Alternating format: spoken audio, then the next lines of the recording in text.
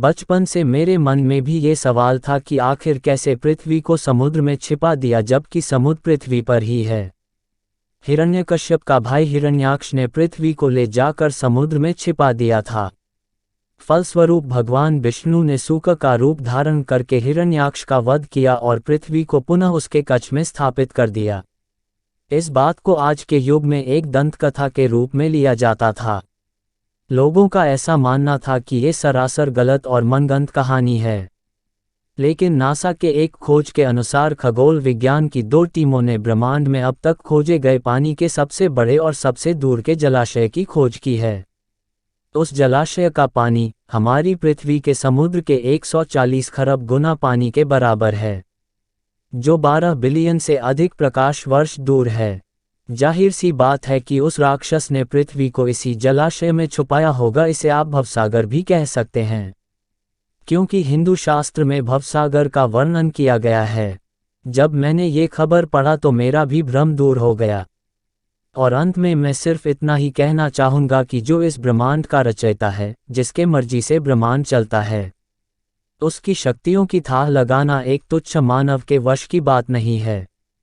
मानव तो अपनी आंखों से उनके विराट स्वरूप को भी नहीं देख सकता।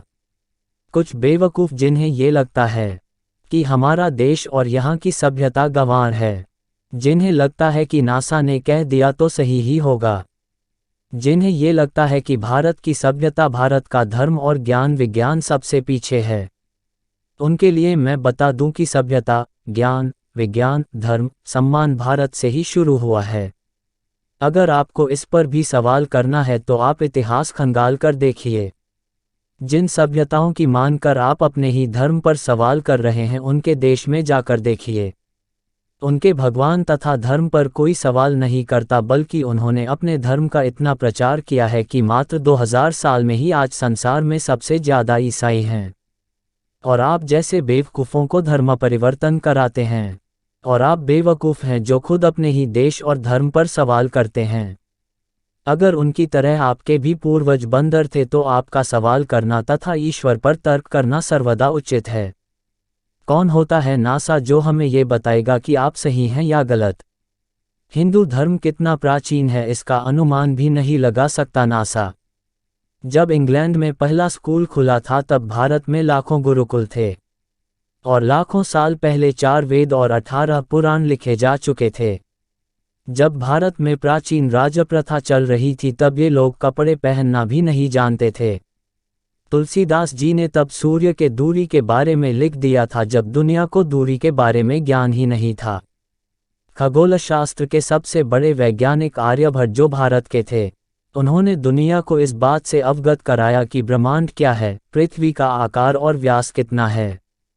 और आज अगर कुछ मूर्ख विदेशी संस्कृति के आगे भारत को झूठा समझ रहे हैं तो उनसे बड़ा मूर्ख और द्रोही कोई नहीं हो सकता। ये अपडेट करना आवश्यक हो गया था।